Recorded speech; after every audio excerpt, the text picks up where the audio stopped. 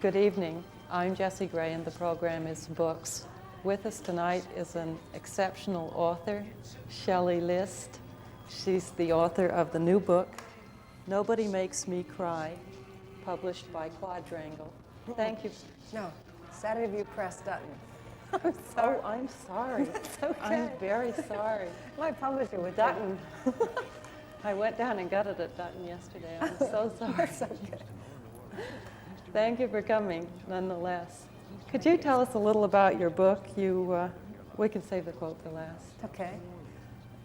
Nobody Makes Me Cry is about two divorced women who are middle-aged. One is 43, and one is 49, and taking it very, very hard. Turning 50 is absolutely devastating to her. And what I'm concerned with in the book really is how these women cope, or don't cope, as the case may be, with being alone, with not having men, with loneliness, and with aging. Do you think this is a problem that faces not only divorced women in their 40s, but married women? You have a character in your book, Lolly, who also faces some of these things, perhaps not loneliness, but a certain need to create an identity for herself that didn't develop until she was 40. Do you think that 40 is a particular age socially or physiologically for a woman that brings this to a head, so to speak? I think it's all of this. I think it's a time of reevaluation. I think it's a devastating time for men too, an enormous time where one says, is this all there is? You know, half my life, more than half my life is over. I think it's a fantastic time. I published my first novel at 40, which was a couple of years ago, which was, I was determined that by the time I was 40, having wanted to write a novel since I was 10 years old. You did. That I did.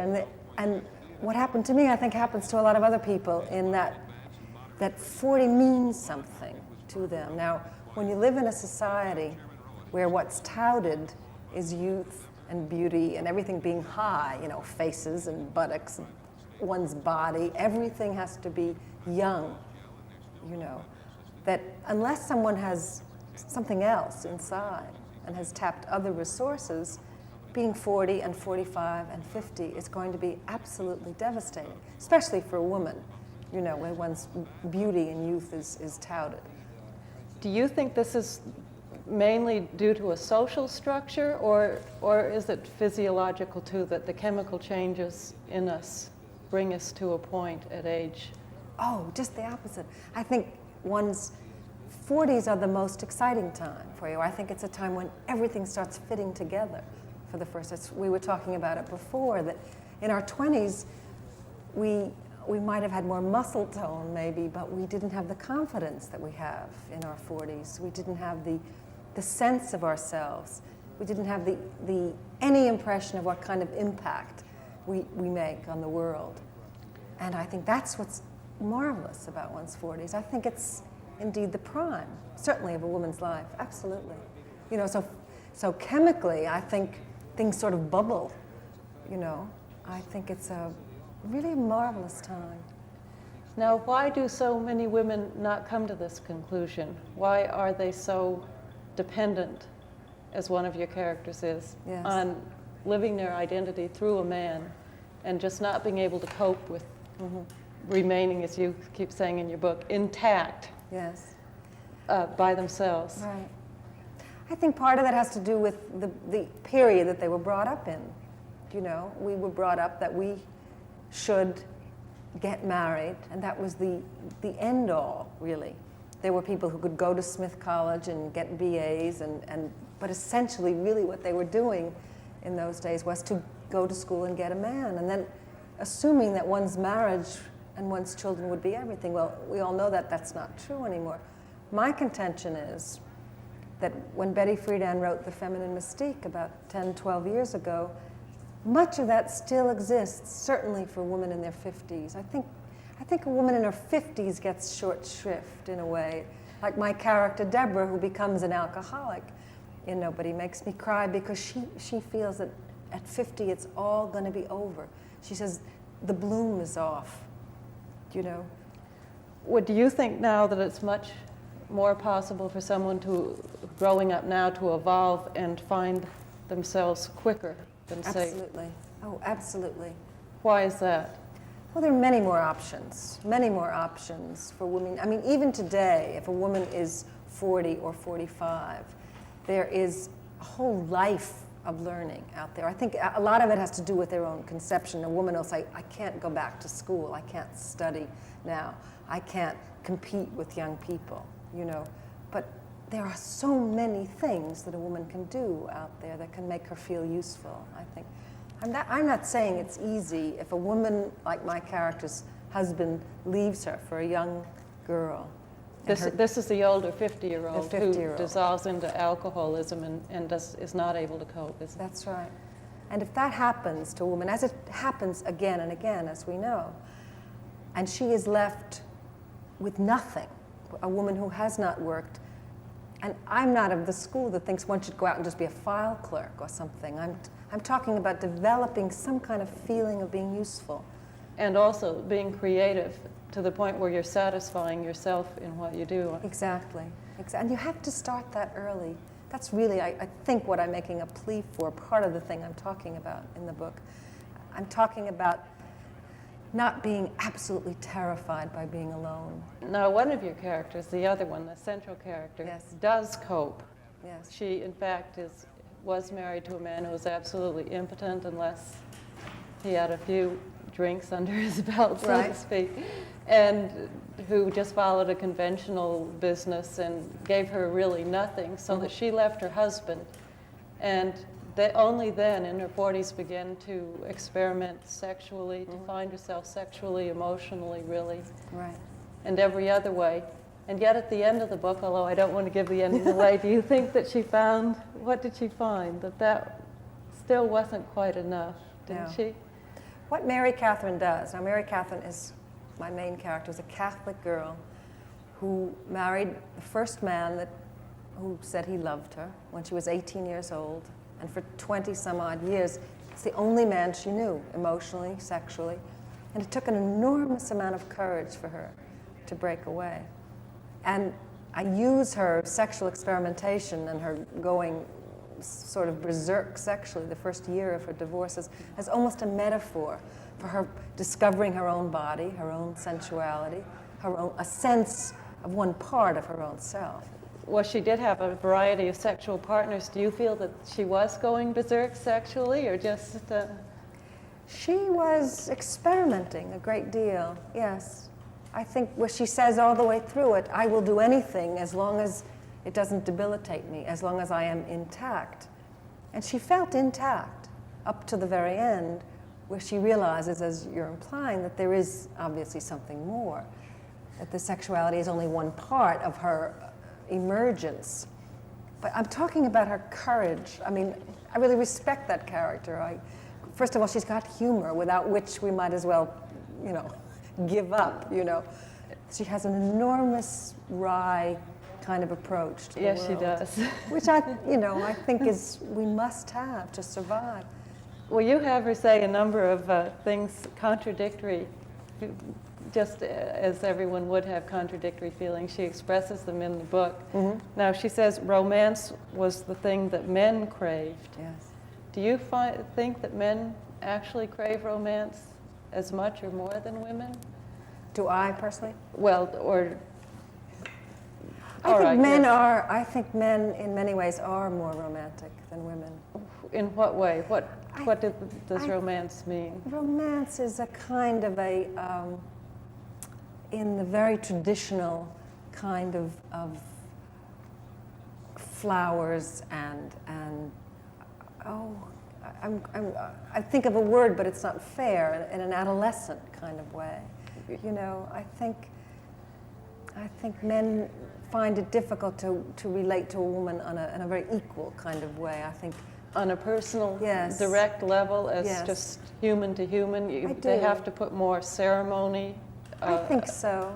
Of the sexes in it, so to speak. Yes, several of the reviewers referred to the fact I talk about in this book that I find women are stronger. My women characters are always stronger than my men characters. Did you do this intentionally? Yeah, yeah. I see women as, now maybe it's because they are emerging now because of the movement in a sense, but women, I think it's before that. I think it's possibly because women do give birth in a way, but women can withstand pain a great, and women are resilient. They're extremely resilient. Incredibly resilient.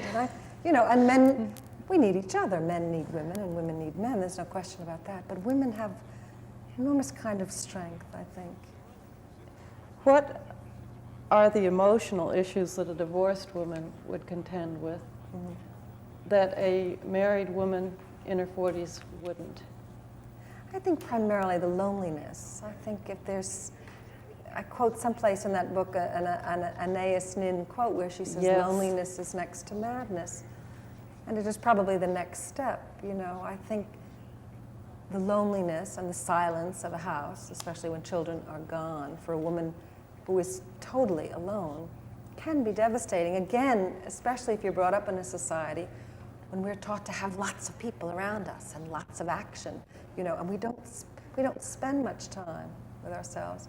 We don't really sit and read or listen to music. And I mean, I remember being brought up in an era when if you didn't have a date on a Saturday night, that was the end. You were the wallflower of the century, and that was a sin, a shame. I mean, the thought when I was 16 to stay home and read, which I really would prefer to do than, be out with someone that was uninteresting. But that wouldn't occur to me, and I think today to learn to be alone, not that one wants to be alone all the time. All of us need it at some point. But for a divorced woman in her 40s who feels really quite bereft, to deal with the loneliness, I think, is the hardest thing that she has to do. And how would she deal with it?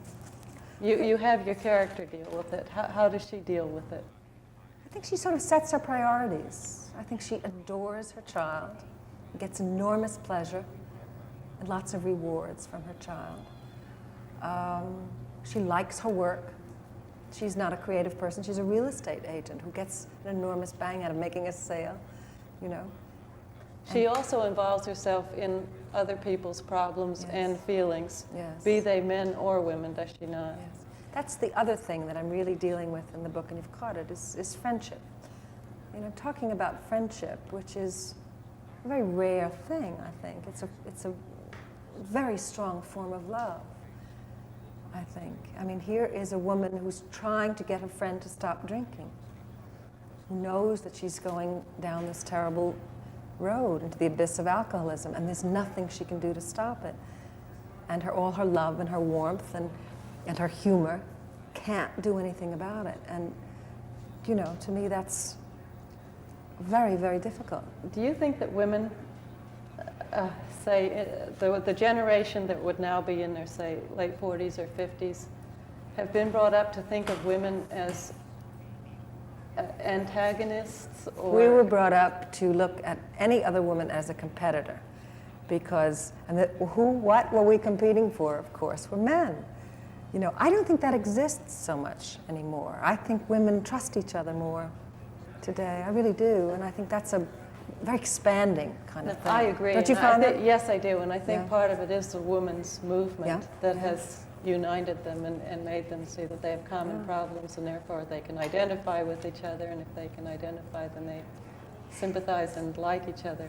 The other thing that Mary Catherine has done, I think, is that she's, I always use this phrase, tapped resources she really didn't know she had. I mean, and I think sometimes people don't give themselves a chance to do that. Well, they're so afraid. Do you think that people are so afraid to give themselves Yes, a chance I do. that you would go out of your way to create a situation to, say, avoid having to spend Absolutely. a weekend alone? Because you're absolutely terrified that you might not be able to handle it, and Absolutely. therefore you could reach 40 or 50 never having done it? Yes, absolutely. I do feel that way. I think, and it takes courage. I think it takes courage to survive. This is my second book, and I find it's totally out of my unconscious. People say, what do you write about? And I say, I write about survivors.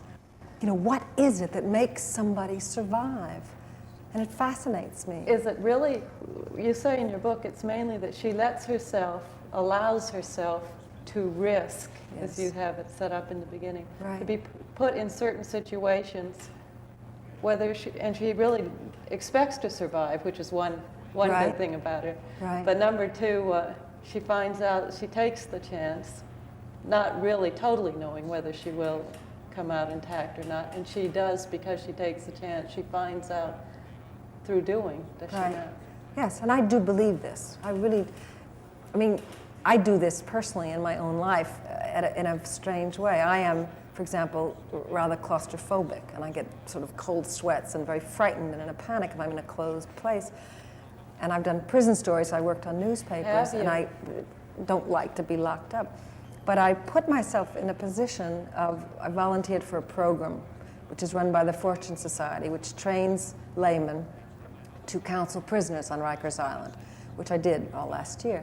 As part of the training, they locked us up in a cell in the Tombs for about 3 hours one Saturday afternoon to simulate the experience. And I was in this 8x10 cell with my claustrophobia with 2 other women, and it was, it was the size of my bathroom at home. And at the height of the riots in 1970, there were 3 men in each cell, and they were in those cells for 18 hours a day, we were told. Now, I was practically, a wreck by the time but I put myself in the position to do that, even though I knew that it is a problem with me. And then I went on and did the counseling, which was very rewarding to me. But I take it because I'm, I don't know what, but I force myself to do something like that because I believe it's the only way that we can really grow. And learn. And learn, which is terribly important. And I think that's what I have put in the mouth of Mary Catherine, where she says she has to learn to take a risk, to grow, to get out of some kind of, and it's so easy to get into a rut.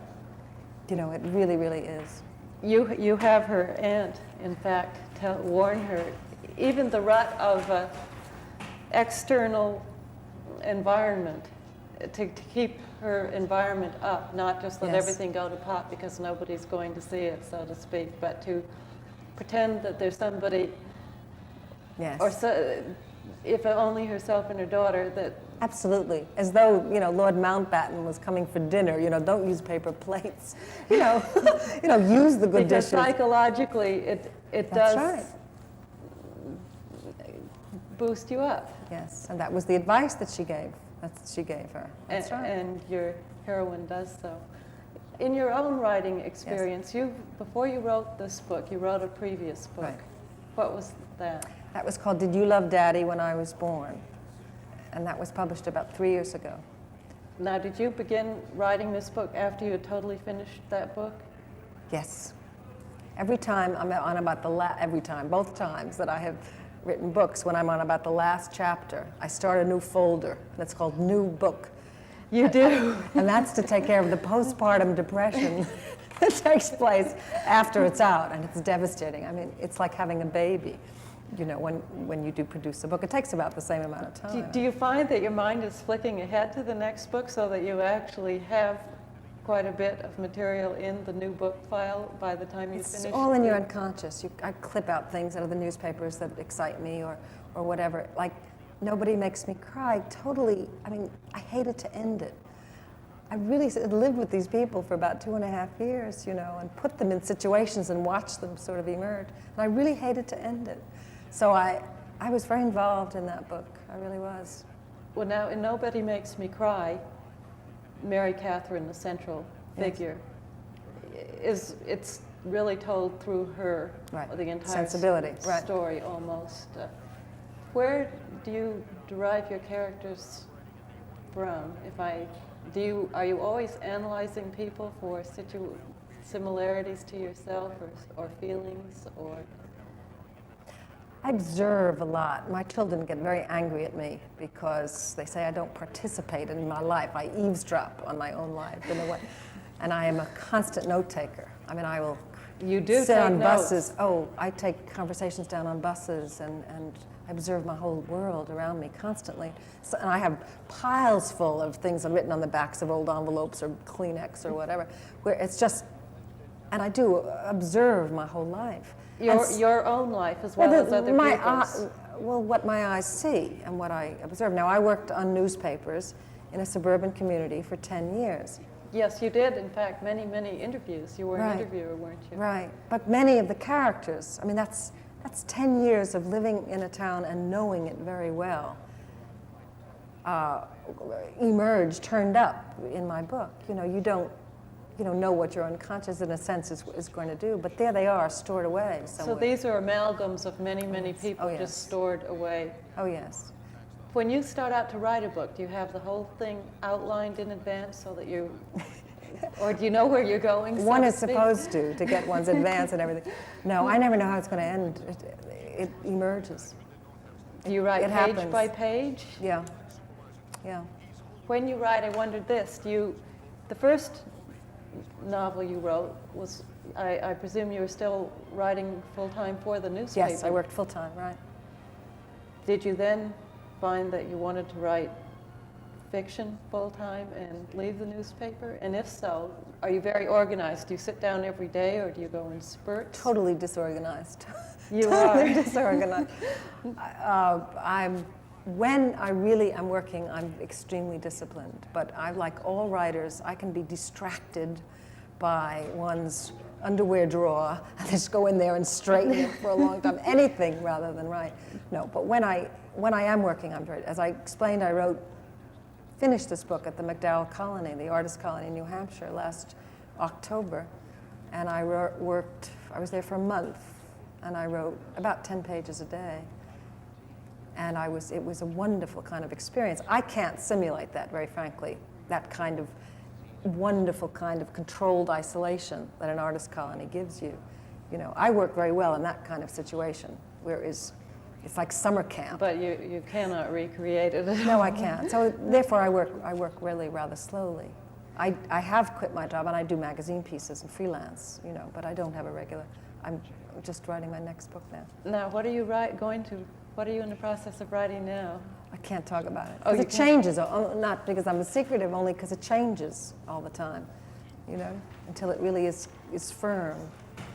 Tell me, you have your character say, Mary Catherine, again, the heroine, this is at the beginning of the book. What about love? I don't know what it is.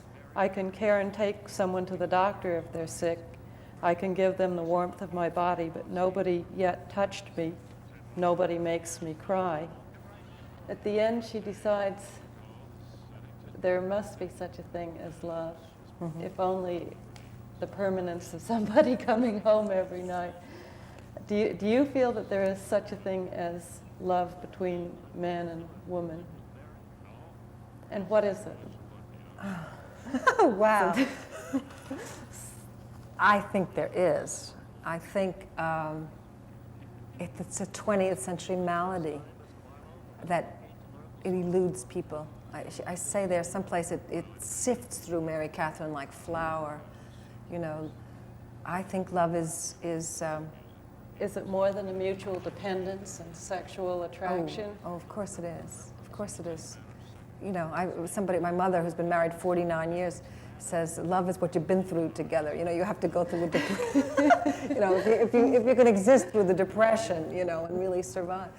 No, I think it's much deeper than that. I think it's Mutual trust, admiration? Yeah. It's a word that one doesn't hear much anymore, which is there's a spirituality to it. I really must admit I don't see it that often. I really don't. I think it does exist.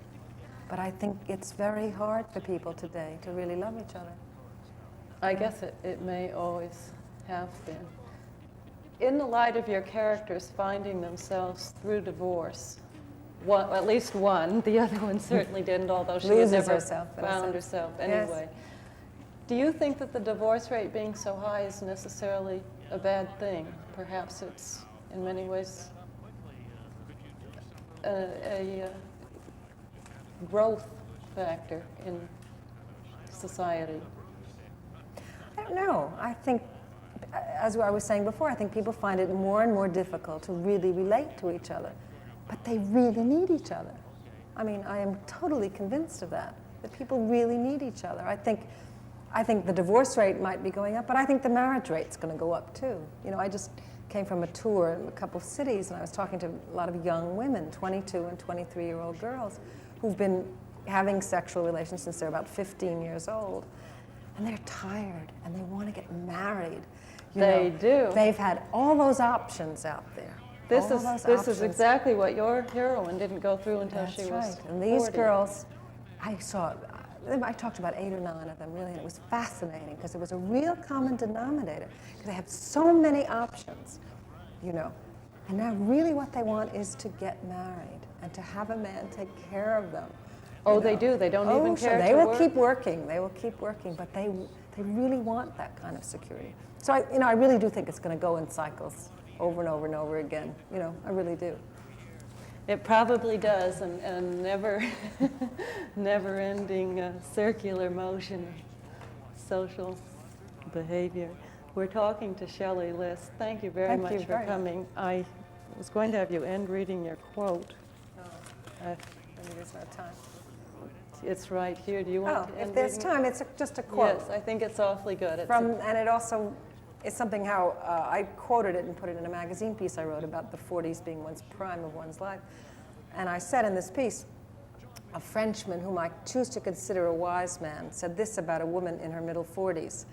From 35 to 45, women are old. At 45, the devil takes over, and they're beautiful, splendid, maternal, and proud. The acidities are gone, and when I see them, my mouth waters. It is the way I've decided to think about myself. And it sums up the book. The book is Nobody Makes Me Cry. We've been talking to Shelley List. Nobody Makes Me Cry is published by Dutton. Sorry about that. I'm Jessie Gray. The program is Books. Have a nice evening.